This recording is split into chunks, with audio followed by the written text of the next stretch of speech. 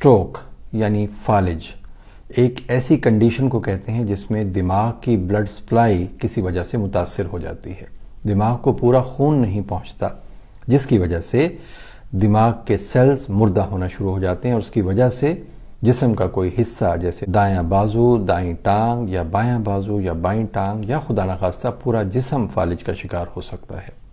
और extreme cases में अगर फालिज को फौरी तौर पे कंट्रोल ना किया जाए और पहले चंद घंटों में मरीज को फौरी तौर पे हॉस्पिटल ना पहुंचाया जाए तो बहुत बड़े नुकसान का अंदेशा होता है।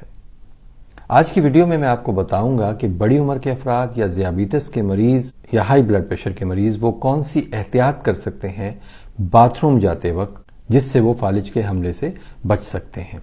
पहली बात तो यह है कि डायबिटीज़ के या दिल के मरीज इन्हें कब्ज से बचना चाहिए।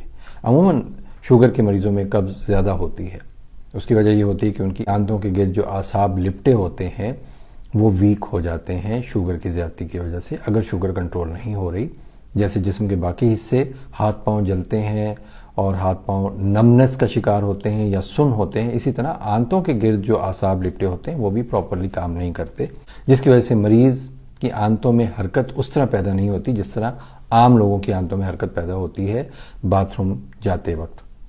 और कब्ज की वजह से मरीज जोर लगाता है बाथरूम में और जोर लगाने की वजह से जो दिल की ब्लड सप्लाई है और ब्रेन की यानी दिमाग की जो ब्लड सप्लाई है वो मुतासर हो सकती है और इसकी वजह से दिल का दौरा या खुदा न खास्ता स्ट्रोक या फालिज का हमला हो सकता है। तो कब्ज के लिए शुगर के मरीजों को अपनी शुगर कंट्रोल में रखनी चाहिए। नंबर 2, फाइबर का इस्तेमाल करें, पानी ज़्यादा पिएं और एक्टिव रहें, इससे कब्ज नहीं होगी।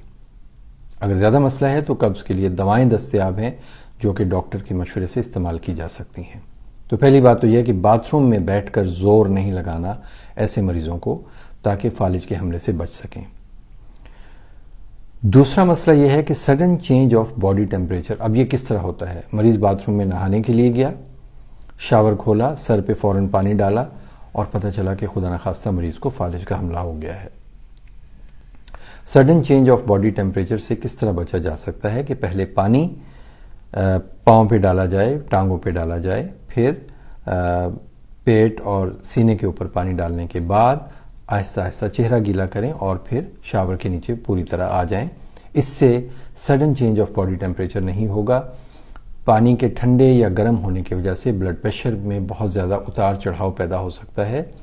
फौरी तौर पर अगर आप अपने जिस्म पर ठंडा पानी या गर्म पानी डाल लेंगे तो जिस्म इसके लिए तैयार नहीं होता और जिस्म के ब्लड प्रेशर में फौरी तौर पर तब्दीली आती है जो कि फालिज के हमले का बायस बन सकती है। तो इस सिलसिले में भी ये एहतियात सिर्फ करें कि एकदम शावर के नीचे ना चले जाएं, बल्कि पहले जिस्म के बाकी हिस्सों को सर के अलावा गीला करें और उसके बाद सर को गीला करें। और आखिरी बात यह है कि नहाते वक्त बहुत ज़्यादा एहतियात करनी चाहिए बुजुर्गों को, ख़ासतौर पर कपड़े तब्दील करते वक्त भी, कि वो गिरने ना पाएं। स्लिप होने की वजह से फ्रैक्चर्स का भी खतरा होता है और दूसरा अगर खुदा न खास्ता हेड इंजरी हो जाए, हेड ट्रॉमा जिसे कहते हैं, तो फिर दिमाग की जो ब्लड वेसल्स होते हैं वो रप्चर कर सकते हैं और उसकी वजह से दिमाग में हैमरेज हो सकता है, जिसकी वजह से फालिज हो सकता है।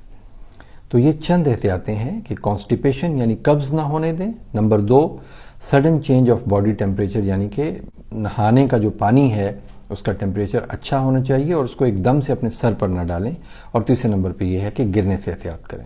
अगर आपके घर में बुजुर्ग हैं, अगर आपके घर में शुगर के, हाई ब्लड प्रेशर के और दिल के अमराज में मुब्तला कुछ मरीज़ हैं, तो आप उन तक ये वीडियो शेयर कर सकते हैं और आप उन्हें बता सकते हैं कि वो किस तरह फालिज के हमले से बच सकते हैं।